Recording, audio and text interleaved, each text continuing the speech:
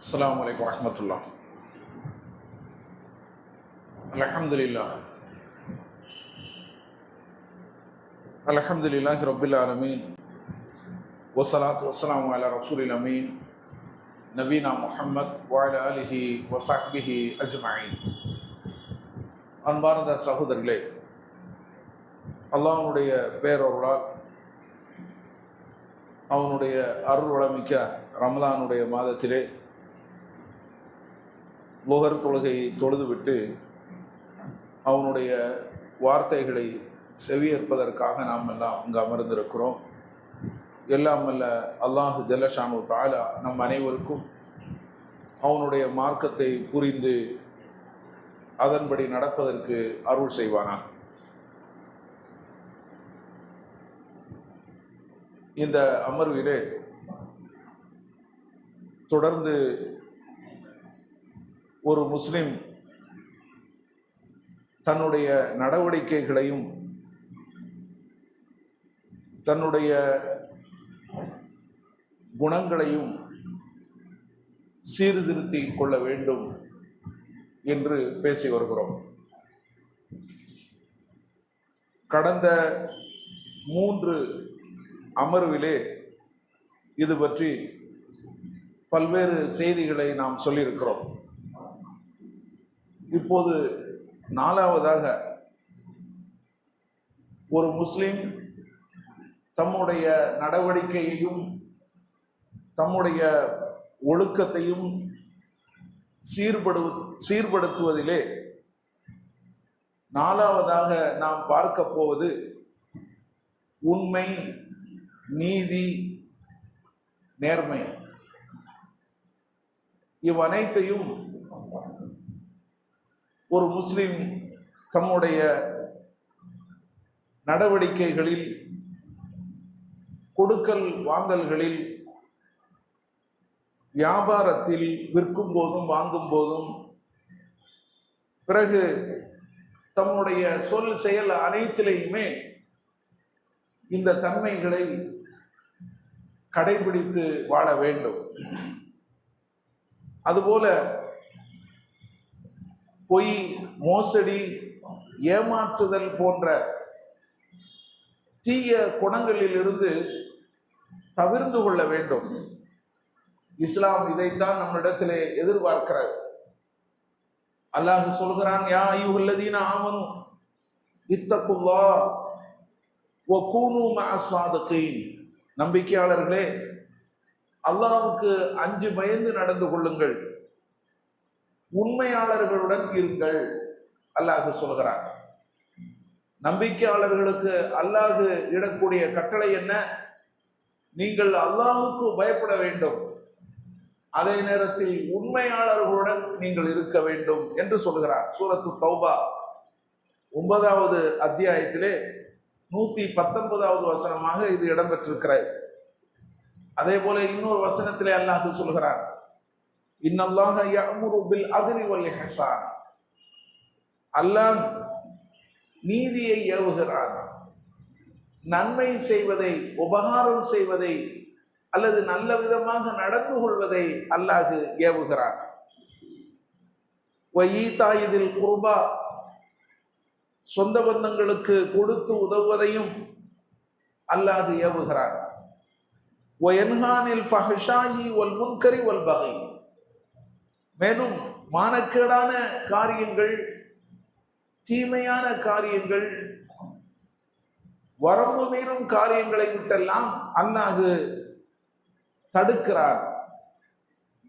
யஇதுக்கும் லஅல்லக்கும் ததக்கரூன், நீங்கள் நல்லறிவு பெற வேண்டும் என்பதற்காக இவற்றை அவன் உபதேசிக்கிறான் என்று அல்லாஹ் சொல்லி காட்டுகிறான். இது சூரத்து நஹல் 16வது அத்தியாயத்தில் 90வது வசனமாக இடம்பெற்றிருக்கிறது. அப்போ இந்த தன்மைகளை எல்லாம் நாம கடைபிடிக்கும் போது, உண்மை, நீதி, நேர்மையை நாம் கடைபிடிக்கும் போது அல்லாஹ்வுடைய அருளால் நம்மிடத்திலே நம்பிக்கை வந்துவிடும், நாணயம் நம்மிடத்திலே வந்துவிடும். எனவே இந்த நோன்பு காலங்களிலே நாம் இவற்றை வளர்த்துக் கொள்வதற்கு நாம் பாடுபட வேண்டும். அல்லாஹ் இறையச்சமுடையவர்களை பற்றி சொல்லி காட்டுகின்ற பொழுது அஸ்ஸாபிரீன வஸ்ஸாதிகீன வல் கானிதீன வல் முன்ஃபிகீன வல் முஸ்தக்ஃபிரீன பில் அஸ்ஹார், அல்லாஹ் சொல்றான். இந்த இறையச்சமுடையவர்கள் எப்படி இருப்பார்கள் என்று சொன்னால், அவர்கள் பொறுமையாளிகளாக இருப்பார்கள், பொறுமைசாலிகள், பொறுமையை மேற்கொள்பவர்கள், உண்மை பேசக்கூடியவர்களாக இருப்பார்கள். அதே போல அல்லாஹ்வுக்கும் அவனுடைய தூதருக்கும் எந்த நேரத்திலும் கட்டுப்பட்டு நடக்கக்கூடியவர்களாக இருப்பார்கள். அல்லாஹ்வுடைய பாதையிலே செலவு செய்யக்கூடியவர்களாக இருப்பார்கள். சகர் நேரத்திலே அல்லாஹ்விடத்திலே தௌபா செய்யக்கூடியவர்களாக, பாவ மன்னிப்பு தேடக்கூடியவர்களாக இருப்பார்கள் என்று அல்லாஹ் சொல்லி காட்டுகிறார். ஆக இறையச்சமுடையவர்களிடத்துல இந்த உண்மை என்கின்ற அந்த குணம் இருக்கும் என்பதை அல்லாஹ் இந்த வசனத்தின் மூலம் நமக்கு தெளிவுபடுத்துகிறான். சூரத் ஆல் இம்ரான் 3வது அத்தியாயத்துல 17வது வசனமாக இது இடம்பெற்றிருக்கிறது. மறுமை நாள் என்பது அது உண்மையாளர்களுக்குரிய நாள் தான். அல்லாஹ் சொல்லும் போது கால் அல்லாஹ் கூறுகிறார், ஹாதா யௌமு யன்ஃபஉ ஸாதிகீன ஸித்குஹும், இந்த நாள் உண்மையாளர்களுக்கு அவர்களுடைய உண்மை பலனளிக்கக்கூடிய நாள் அப்படின்னு அல்லாஹ் சொல்றார். அவங்களுக்கு தான் சொர்க்கம் இருக்கிறது என்று அதை தொடர்ந்து சொல்கிறார். இது மாயிதா, சூரத்து மாயிதாவில் 5வது அத்தியாயத்தில் 119வது வசனத்திலே அல்லாஹ் சொல்லி காட்டுகிறார். எனவே இந்த ரமதானுடைய மாதம் வெறுமனே நோன்பு மாதம் கிடையாது. அது நம்மளுடைய நடவடிக்கைகளையும் நம்மளுடைய குணங்களையும் சீர்படுத்தக்கூடிய ஒரு மாதம். நபிகள் நாயகம் ஸல்லல்லாஹு அலைஹி வஸல்லம் அவர்கள் நோன்பினுடைய முதல் நாள் தொடங்கிவிட்டது என்று சொன்னால், ஒரு ஹதீஸ் நம்ம பல நேரங்களில் கேள்விப்பட்டிருக்கிறோம், சொல்லி இருக்கிறோம். நோன்பினுடைய முதல் நாள் பிறை பார்த்து முதல் நாள் வந்து விட்டது என்று சொன்னால் அது எப்போ வரும்? அது இரவு நேரத்துல தான் வரும். அப்போது முனாதின், ஒரு அறிவிப்பாளர் வந்து அறிவிப்பு செய்வார். அல்லாஹ்வின் புறத்திலிருந்து ஒரு அறிவிப்பாளர் வந்து அறிவிப்பு செய்வார். எப்படி? யா பாகில் ஹைர், நன்மையை தேடுபவனே அக்பில், நீ முன்னேறி வா. நீங்க நன்மையை தேடன்னு நினைக்கிறீங்களா? இந்த ரமலான் மாதத்துல நாம நன்மையை தேடிட்டு போவோம் என்று எண்ணம் இருக்கிறதா உங்களுக்கு? வாங்க, முன்னேறி வாங்க, ரமலான் வந்தாச்சு, ரமலான் பிறந்தாச்சு. அதே போல யா பாகி ஷர், தீமையை தேடுபவரே, தீமைதான் உனக்கு வேண்டும் என்று அதிலே பிடிவாதமா இருக்கிறாயா? சுருக்கிக்கோ, ரமலானுடைய மாதம் இருக்கிறது, ரமலானுடைய மாதம் வந்து விட்டது, தீமையை சுருக்கிக்கொள் என்று ஒரு அறிவிப்பாளர் ஒருவர் அறிவிப்பு செய்வதாக நபிகள் நாயகம் ஸல்லல்லாஹு அலைஹி வஸல்லம் சொல்லி காட்டுறாங்க. இது திருமிதியிலே இந்த ஹதீஸ் பதிவு செய்யப்பட்டிருக்கிறது. அதே போல நபி ஸல்லல்லாஹு அலைஹி வஸல்லம் அவர்கள் கூறினார்கள், யார் நோன்பு நோர்த்து கொண்டு பொய்யான பேச்சுக்களையும் அதன்படி செயல்படுவதையும் விட்டுவிடவில்லையோ, ஃபலைஸ லில்லாஹி ஹாஜத்துன் ஃபி அய்யதா தஆமஹு வ ஷராபா, அவர் உண்ணாமல் பருகாமல் இருப்பதில் அல்லாஹ்வுக்கு எந்த தேவையும் கிடையாது என்று சொல்றாங்க. நீங்க நோன்பு நோர்த்து கொண்டு இந்த பொய் பேசுவது, பொய்யான நடவடிக்கைகள்ல ஈடுபடுவது, இதையெல்லாம் நீங்க தவிர்க்கலன்னு சொன்னா நீங்க பட்டினி கிடப்பது இந்த அல்லாஹ்வுக்கு தேவை கிடையாது. எதுக்கு நீங்க பட்டினி கிடக்கணும்? நீங்க நோன்பு வச்சுட்டு பொய் பேசுறதா இருந்தா சொன்னா நோன்பு விட்டுருங்கோ, நோன்பு இல்லாம இருந்துக்கிடுங்கோ. அல்லாஹ்வுக்கு அந்த நோன்பு தேவை கிடையாது. அல்லாஹ் நம்மளிடத்தில் எதிர்பார்க்கக்கூடிய நோன்பு உங்களுடைய நடத்தையை சீர்படுத்தக்கூடிய நோன்பு, உங்களுடைய குணங்களை சீர்படுத்தக்கூடிய நோன்பு. நம்மளுடைய நடத்தையும் குணங்களையும் சரியாக வைத்துக் கொண்டு இந்த நோன்பை நோக்கணும். அதைத்தான் அல்லாஹ் எதிர்பார்க்கிறான் என்று நபிகள் நாயகம் ஸல்லல்லாஹு அலைஹி வஸல்லம் சொல்லி காட்டுறாங்க. இது சஹீஹுல் புகாரியில இந்த செய்தி பதிவு செய்யப்பட்டிருக்கிறது. எனவே இந்த ரமலானுடைய காலங்கள் நம்முடைய நடத்தைகளை, குணங்களை சீர்படுத்தக்கூடிய ஒரு காலம். ஒரு மாத கால அவகாசம் இதற்கு அல்லாஹ் நமக்கு தந்திருக்கிறான். இதனை நாம் பயன்படுத்தி நல்ல எண்ணங்களையும் நல்ல பழக்க வழக்கங்களையும் நல்ல குணங்களையும் நாம் வளர்த்து கொள்ள பாடுபட வேண்டும். அதுபோல வியாபாரம் குறித்து நபிகள் நாயகம் ஸல்லல்லாஹு அலைஹி வஸல்லம் சொல்றாங்க. ஹக்கீம் பின் ஹிஸாம் ரலியல்லாஹு அன்ஹு அவர்கள் அறிவிக்கக்கூடிய ஒரு செய்தி, அல் பையானி பில் ஹியார் மாலம் யத்தஃபர்ரகா. வியாபாரத்தில் ஈடுபடக்கூடியவர்கள், அதாவது வாங்குபவர் கொடுப்பவர், விற்பவர் வாங்குபவர், விற்பவர் வாங்குபவர், இந்த ரெண்டு பேருக்குமே வியாபாரத்தை முறித்துக் கொள்வதற்கு உரிமை இருக்கிறது. எதுவரை அந்த இடத்தை விட்டு பிரிந்து செல்லாமல் இருக்கும் வரை.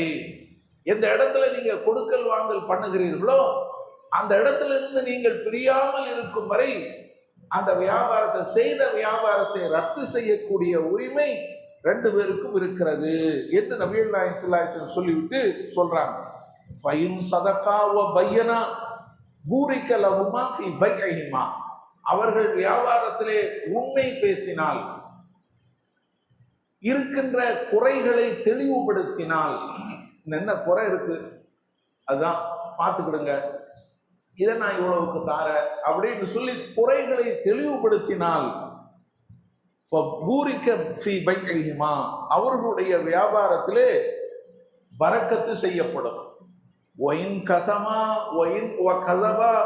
இதற்கு நேர் மாறாக அவர்கள் பொய் பேசி இருக்கின்ற குறைகளை அவர்கள் மறைத்தால் முஹ்கிகத்து பரக்கத்து பைஇஹிமா, அவர்களுடைய வியாபாரத்தினுடைய பரக்கத் அழிக்கப்பட்டு விடும் என்று நபிகள் நாயகம் ஸல்லல்லாஹு அலைஹி வஸல்லம் சொல்றாங்க. சஹீஹ் புகாரில இந்த ஹதீஸ் பதிவு செய்யப்பட்டிருக்கிறது. வியாபாரம் எப்படி செய்யணும், வியாபாரத்தில் உள்ள இங்கிதங்கள் என்ன, நபிகள் நாயகம் ஸல்லல்லாஹு அலைஹி வஸல்லம் அவர்கள் இந்த ஒற்றை வாசகத்துல சொல்லி முடிக்கிறார்.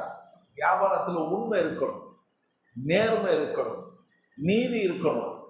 இதற்கு நேர் மாற்றமாக நீங்க எப்படி வேண்டுமானாலும் வியாபாரம் பண்ணிக்கலாம்னு நினைச்சீங்கன்னு சொன்னா அல்லாஹ் என்ன செய்ய மாட்டான், உங்களுக்கு பரக்கத்து தர மாட்டான். பரக்கத்து வாய்ந்த ஒரு தொழில் அப்படின்னு சொன்னா வியாபாரம் தான். அந்த வியாபாரத்துல பரக்கத்து வேணும் என்று சொன்னால் நாம் என்ன செய்யணும், உண்மை, நீதி, நேர்மையோடு நாம் நடந்து கொள்ள வேண்டும்.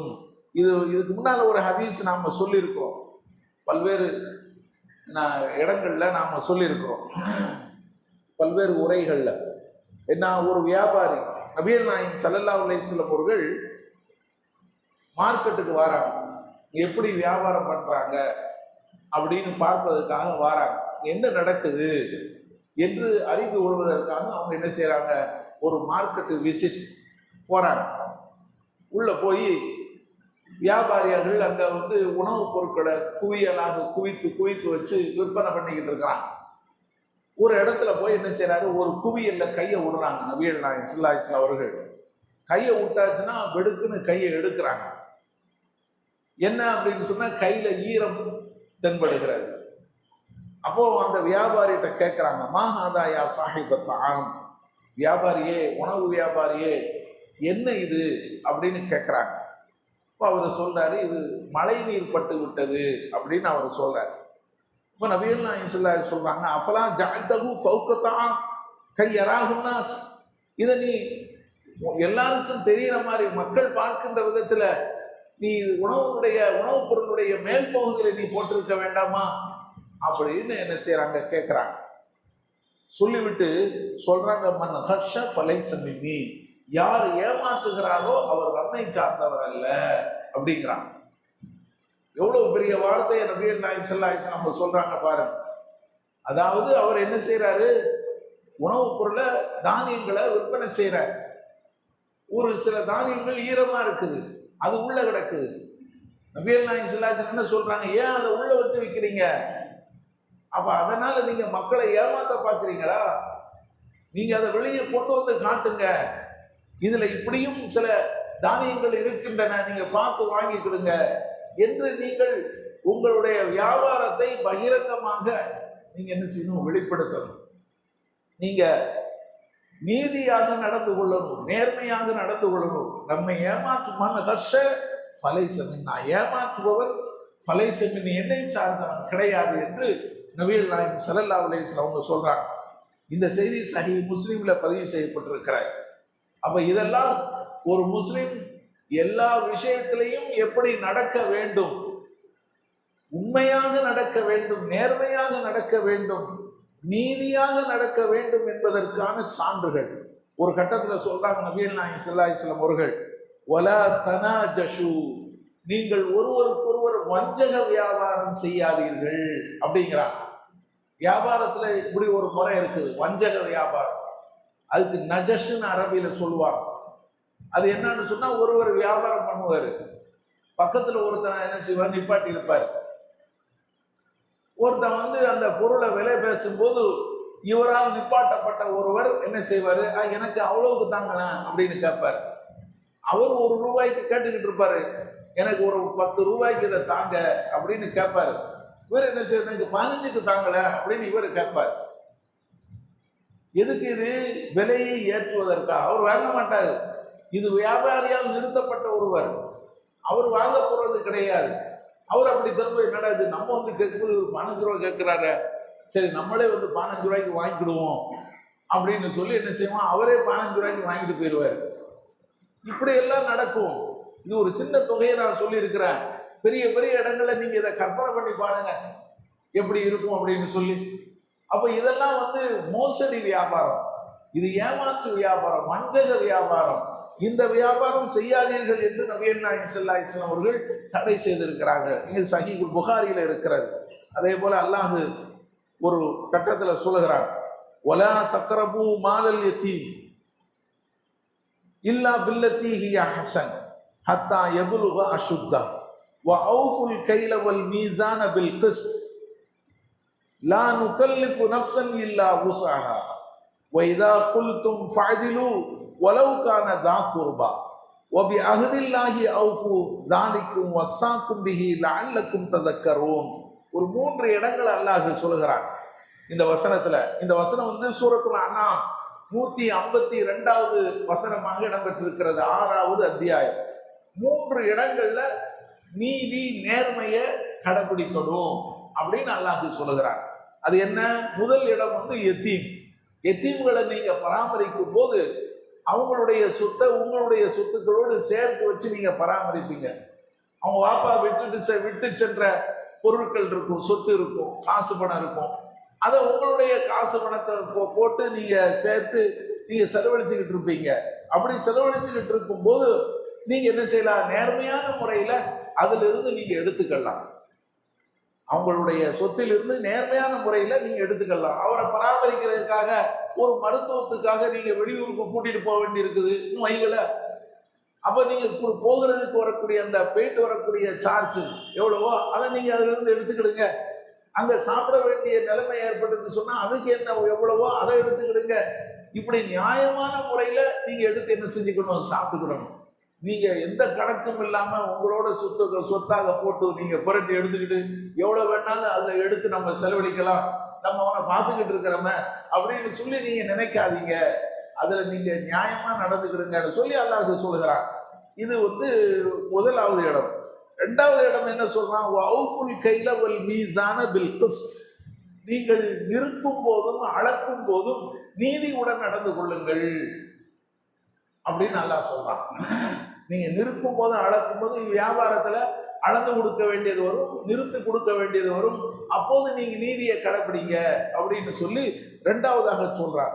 3வதாக அல்லாஹ் சொல்றான், வைதா குல்தும் ஃபஅதிலு வலவ் கான தா குர்பா. நீங்கள் எதையேனும் பேசினால் நீதத்துடன் பேசுங்கள். நீங்கள் சொன்னால் நீதியுடன் சொல்லுங்கள். அது உங்களுடைய நெருங்கிய உறவினர்களுடைய விவகாரமாக இருந்தாலும் சரி, அது அவங்களுக்கு பாதகமா இருந்தாலும் சரி, நீங்க கரெக்டா பேசணும், நீங்க நீதியைத்தான் பேசணும் என்று அல்லாஹ் சொல்லுகிறார். இப்படி 3 இடத்துல நீதி நேர்மையை கடைபிடிக்க வேண்டும் என்று அல்லாஹ் சொல்லி காட்டுகிறார். இதை சொல்லி முடித்து விட்டு அல்லாஹ் சொல்றான், ஓபி அஹ்தில்லாஹி அவ்ஃபு. இதெல்லாம் நீங்க கலிமாவை சொல்லும் போதே இந்த உடன்படிக்கையை நீங்க எடுத்துக்கிறீங்க. லா இலாஹ அஷ்ஹது அல்லா இலாஹ இல்லல்லாஹ் வ அஷ்ஹது அன்ன முஹம்மதர் ரசூலுல்லாஹ் என்று நீங்கள் கலிமாவை சொல்லும் போதே இந்த உடன்படிக்கைக்கு உள்ள நீங்க வந்துடுறீங்க. வணக்கத்திற்குரியவன் அல்லாஹ்வை தவிர வேறு யாரும் இல்லை என்றும் முகமது அல்லாஹ்வுடைய தூதர் என்றும் நான் சாட்சியம் சொல்கிறேன் என்று எப்போது நீங்கள் இந்த கலிமாவை முழுந்தீர்களோ, இதை நம்புறீர்களோ, அப்போதே இந்த உடன்படிக்கையை நீங்க என்ன செய்றீங்க, எடுக்கிறீங்க. நான் எல்லா விஷயத்திலையும் அல்லாஹ் ரசூலுக்கு கட்டுப்பட்டு நடப்பேன் அப்படின்னு. அதை நீங்க நிறைவேற்றுங்க. அஹதில்லாஹி அவுஃபு, அல்லாஹ்வுடைய அந்த உடன்படிக்கையை நிறைவேற்றுங்கள் என்று அல்லாஹ் சொல்கிறார். நீங்கள் நல்லறிவு பெற வேண்டும் என்பதற்காக அல்லாஹ் இதனை உங்களுக்கு வலியுறுத்துகிறான் என்று அல்லாஹ் சொல்லி காட்டுகிறான்.